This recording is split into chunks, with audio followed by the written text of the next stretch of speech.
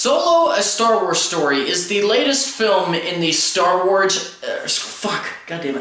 Solo: A Star Wars Story. Stupid title, by the way. It should have just been Solo or Star Wars Anthology Solo. Or Solo: A Star Wars Anthology. Anyway, they should have just not done this whole Star Wars story bullshit. But anyway, this film stars Alden Ehrenreich as a young Han Solo and showcases his early adventures with Chewbacca, Lando Calrissian, and the brunt of the film is focusing on their first heist together. As many of you who have watched me before, as you know, I have a deeply rooted relationship with the Star Wars brand. It has been a part of my life ever since I can remember. Hell, if you look back to some of my older Star Wars reviews, you'll know that nostalgically and on like a familial level, I have a very big appreciation for the brand of Star Wars. And, well, Star Wars as a brand recently has become a bit controversial, what with the backlash towards Last Jedi by a very vocal minority, but also by people who legitimately didn't like The Last Jedi, who seriously believed that it wasn't a good movie, which is completely fine. Not to mention the whole director drama that happened, not just with this film, which everybody knows about, which I'm not going to really talk about, but also the director trouble with Rogue One and Episode 9. And I'm not even going to get into the behind-the-scenes drama, like I said, for this movie, unless it really serves what I'm going to talk about in the review, which I will admit there are a couple of times where I will break off and do that a bit. So, okay, before I actually get to my points, my normal pro and con list, let's look at what Solo has against it as a film. Number one, this was a movie that nobody wanted outside of George Lucas and Lawrence Kasdan, which all of you know that right now I don't think that George Lucas was the best thing for Star Wars in the past 20 years, but that I also recognize that without him we wouldn't have Star Wars, and he did a great job when it was just the original trilogy. I'll also give him brownie points for Revenge of the Sith. I actually don't think that's a bad movie. Number two, nobody was looking for a Han Solo film that didn't have Harrison Ford. And lastly, three, again, the mixed opinions on Last Jedi. For me personally, I only had a couple of reasons to actually be a little bit excited about Solo. First, Alden Ehrenreich. I had seen him first in, I'm trying to remember, the Coen Brothers movie, Hail Caesar, a movie filled to the brim with A-listers and very marketable names. The movie honestly sucked and the acting wasn't very good overall. However, there was this one guy who played a singing cowboy that gives a really good performance in a bad movie, and that sort of thing kind of catches your attention, so I didn't think that he would give a bad performance as Han Solo. I thought that even if it wasn't on par with Ford's portrayal, it would at least be good. And the other reason was the main writer for this movie, which was Lawrence Kasdan, and anyone who has seen some of my previous videos will probably remember that name, and that's because Kasdan is a very notable screenwriter. He penned scripts to films like Empire Strikes Back, my absolute favorite Star Wars movie, Raiders of the Lost Ark, which is one of my top 10 favorite films of all time, and he even co-wrote The Force Awakens with J.J. Abrams. And with Empire in particular, one of his biggest contributions was his writing and dialogue for Han Solo. And as I mentioned earlier, he has always wanted to make a standalone Han Solo movie because of his deep love for the character, and because Kasdan was responsible for some of my top 20 favorite movies of all time, and again, my number one, I accepted that this film was happening, and I thought, okay, this is Lawrence Kasdan, I think it could work. Now fast forward to May 25th, which was about a month ago, so I know it's been taking a while, when me and my wife decided to go see the movie on opening day. Before this point, I honestly was not excited, and you could tell because normally I'm talking non-stop about it to my friends and on social media, even setting a daily countdown to the release of the next Star Wars movie. I have done that ever since Force Awakens. I did it with Rogue One, and I did it with The Last Jedi. I didn't with this one, and, you know, Obviously, that shows where I was with the fandom. Even though I really enjoyed Last Jedi, I didn't really feel any need to be excited about this, especially because of the marketing. But anyway, I'm complaining, I'm just rambling a little bit, and I've been putting off this review for about a month, so let's just go ahead and start with the pros. Ehrenreich as Solo was good. I will give him that. He did a good job with what he was given, and there were a couple of times where I looked at him and actually felt like I was watching Han Solo. I say a couple of times, but I'll get into that later. The highlight of the film, for myself, was the interaction and chemistry between Han and Chewie. It was in those moments where I felt like I was truly watching a Solo movie. I would even argue that the scene where they meet is very believable and actually couldn't have been shown any other way. Unless you include how they did it in canon, but the old canon, but we already know that they're not gonna redo everything bit by bit.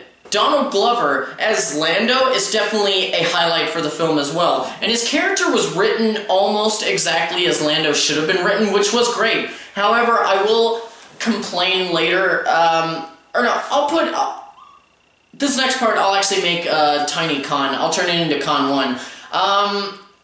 They kind of use him in a certain way that doesn't fit the character. He's still the same character, but they underuse him in the second half of the movie, and you'll see what I mean if you haven't already seen it.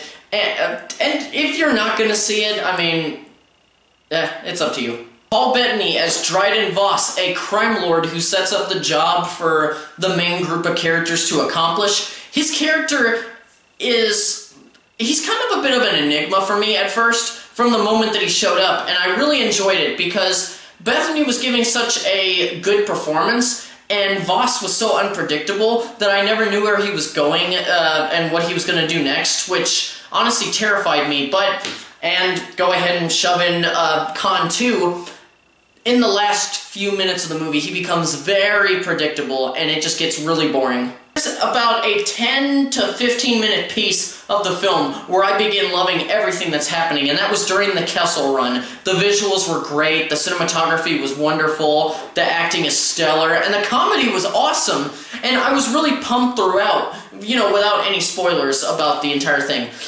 And I say the pro like that because I'm going to use it to transition into my con section. That was the longest amount of time in the film where I actually had a smile on my face, or I didn't have a look of boredom or frustration.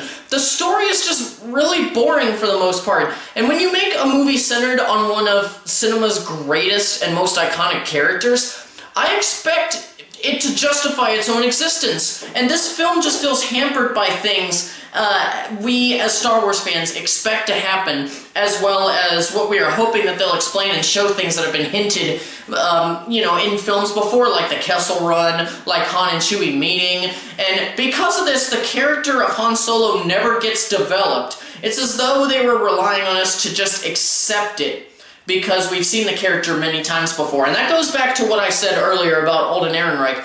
They don't write the character of Han in this movie well enough to where, it feels like Han Solo. They just shove everything aside and they just keep propelling the story forward, and it's not compelling. Speaking of justification for the film and how boring it is, it doesn't feel like it's a true story. It just felt more or less like, it doesn't feel like a narrative. It feels just like a series of events, a compilation of action sequence, interesting locale, lather, rinse, repeat, as needed. The movie felt like a DCEU movie with how dark and grainy the film looked in a visual sense, either with these dark blues, shit brown coloring, or some mixture of very dark hues. It made it really difficult to watch, especially for my wife, who continuously squinted throughout the entire movie, and after a while she just gave up because her eyes hurt. She didn't even watch the movie, she just closed her eyes. And again, I'm going to mention this again because I meant for this to be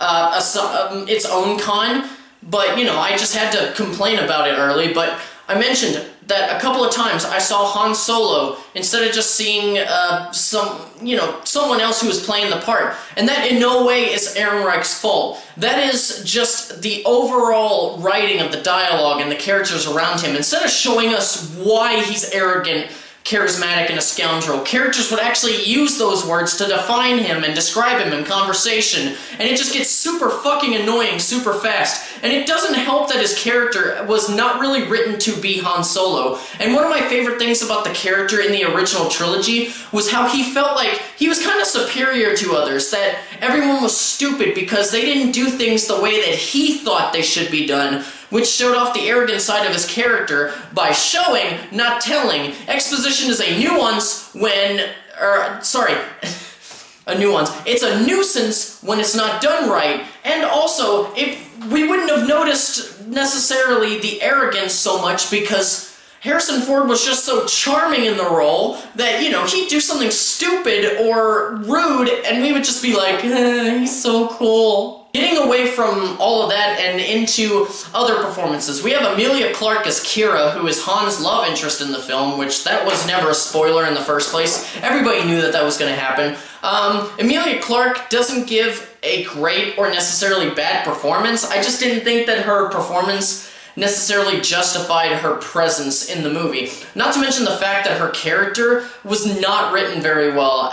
They try to go somewhere with her close to the end of the film, and I don't necessarily want them to, because even though the idea is actually kind of interesting, it's mostly revolved around her character, and her character being a part of it makes me less and less interested in what they want to do, and I see a lot of potential for this thing that they do, no spoilers, to actually be kind of cool. I'm neutral on Woody Harrelson's portrayal of Beckett, but my complaint is not in his performance. Beckett has been described as a bit of a mentor to Han, but they don't show why. He's just a guy that Han goes on a couple of adventures with and, like, gives him a little bit of advice on things. And, you know, it just makes no sense why he would be seen as a mentor. And it really felt like he could have been played by anybody. I actually have a theory as to why he is like that, but I will mention it later. It's actually tied to another con that I'm going to have down the line, and I know that this is getting really convoluted, but just bear with me, please. My single biggest complaint about this movie is the movie's version of K2SO, which basically, okay, they're basically K2SO, just with a couple of other things. But it's L337, played by Phoebe Waller-Bridge. She had absolutely no use to the film, and all she did was spout hate towards humans, call for equal rights, and bitch about how she is not an independent woman because of her stupid bullshit. And I continued to beg throughout the film for her death, and then, slight spoiler, which I don't care about this, she does die, and when she did, I almost shouted out, finally, when it happened. I did say finally, and it pissed off everybody who was sitting around me. Solo is a very safe movie that feels like its whole formula is used to please the masses, to just earn money and nothing more. Nothing really added to the brand because of it, and also nothing's really taken away from it. I mean, the filmmakers took absolutely no risk with this movie, and that's not what Star Wars is to me. And you guys know I love The Last Jedi. I've changed my mind as far as how I feel about the Rose and Finn arc. I definitely don't enjoy that anymore, but I still enjoyed it a lot. And say what you will about that movie and your opinion on it, anybody's opinion, as long as it's justified, you know, like, it's not based on racial preference or gender preference, and you're just not looking at it as, like, some kind of big social justice warrior thing. As long as your opinion does not involve those, that's good, that's okay. But I think we can all agree that at least The Last Jedi took risks, and I personally think it's more commendable when a film tries. Now, going back to the thing that I mentioned with Harrelson, the original directors, Phil Lord and Chris Miller, are known for their comedic tones and, you know, improvising. And I believe that they base their casting off of those two things. And Harrelson is really good at both. I feel that if we had seen what they wanted to do with characters like Beckett and Kira, and maybe even L3, things would have been better. And to piggyback off of that, I do have a theory that two scenes, at least two big scenes in the film, were definitely reused from their cut. And they are the scene where Han and Chewie meet for the first time, and the Kessel Run. There's some weird tonal shifts once we reach both scenes, where we go from serious to comedic and kind of fun, and the rest of the film just doesn't have that. I honestly believe that both of those scenes were made under their direction, and those were two scenes that made me wish that I could have seen Lord and Miller's vision complete, because I feel like they would have at least taken risks, and I think I would have had more fun with this movie. Now, don't get me wrong, I'm not begging or demanding for a Lord and Miller cut like those toxic DC fanboys asked for a fucking Snyder cut for Justice League. I'm just voicing my opinion, and while Ron Howard did an okay job directing, it wasn't anything special, and it's not going to be something that I remember. This is actually, okay, one thing that I do with all Star Wars movies. I own every single Star Wars movie, even though I hate the first two prequels. I own them because I think that, you know, they're still part of the story, and some of them kind of add a little something in, like, even Attack of the Clones has the Yoda battle, which I actually do kind of enjoy. This one, I'm like hesitant to buy it, even though it has one of the funniest scenes in a Star Wars movie in a while, for me at least, and I don't think I'm gonna end up buying it, and it makes me really sad. Like, you guys know how much I love Star Wars. Hell, I'm building a fucking wall that is just dedicated to it. Like, it's gonna take a while for me to finish it because, you know, posters are very hard to get, especially these really nice posters, because I got most of them from a theater. Anyway, I'm rambling. Just done with every single point that I had. As I said, Solo, a Star Wars story, does not justify its existence. It's an okay time at the theater, and it can be fun for most people. And hell, I'm pretty sure that the response has been mostly positive from critics and moviegoers and fans. And I did not hate this movie, no. I just don't think that... Okay, I don't think that it was at such a level as, like, Attack of the Clones or even Phantom Menace. No. But it came close. I didn't hate it. I just thoroughly disliked it. I honestly don't recommend this movie for anyone, and I hate to say this about a Star Wars movie, but after this video, I am probably gonna forget about it because it was boring for me overall. And this is where I will finally end this review. I know it got a little long-winded, it's just I'm really passionate about this shit. Anyway, I need to go lie down. If you enjoyed this video, please do not hesitate to hit that like button, and if you're new here, hit that subscribe button to just keep up to date with everything that I'm doing on this channel. And, I'm going to bed.